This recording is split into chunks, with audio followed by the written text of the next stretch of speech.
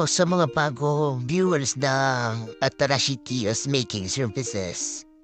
So, Atarashi, it's mean new. O new na fabricator or bago kung sa Tagalog. Yun. Anyway, proceed na tayo sa pagde-demo ng kiosk. So, ito ay 2 by 3 by 2.8. So, yung 2 niya ay width at 3 ay length. Then, 10 feet yun pinakataas niya. So, ito makikita nyo ay naka-metal framing po siya na 2 by 2 by 2.0 thickness na tubular. So, yun. Ito, makikita nyo yung tubular maraming hati para ma-curve natin po siya. Then, yun plain sheet po na ginamit natin sa roofing ay gauge 18 or 0.9 mm.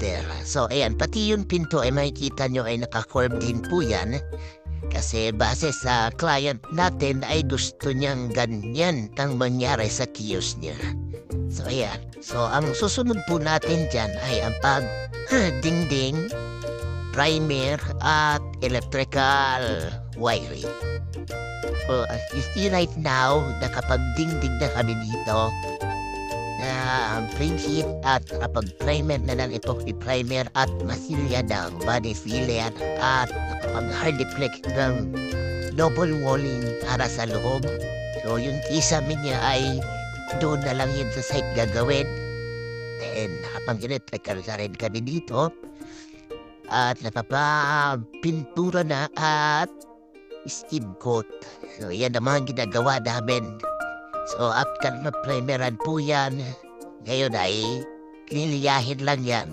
Pagka-liya po nito, ay tipinturahan na po yan ng first coating. So, yung loob ay lagyan na po yan ng latex primer na surfacer.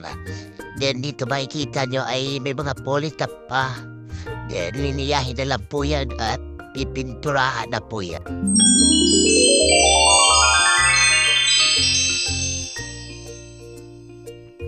So, after maliha, sinumpitan po ito ng primer surfacer na boysen. Then, eto na po yung pintura niya. Siyan po yung kulay na napili ng pete. So, itong bintana na to ay lalagyan po yan ng glass window yung nasa side. Then, yung harap kay wala na naka-haspi lang po yung counter table niya. So, yung mga table and shelf niya sa loob ay naka-ACP po.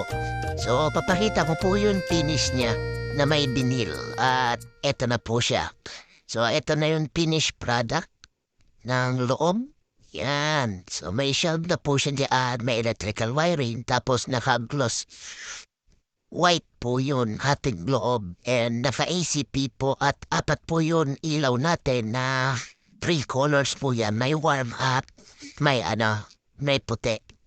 Then, combination ng white at warm. So, ito naka-ACP po tayo dyan.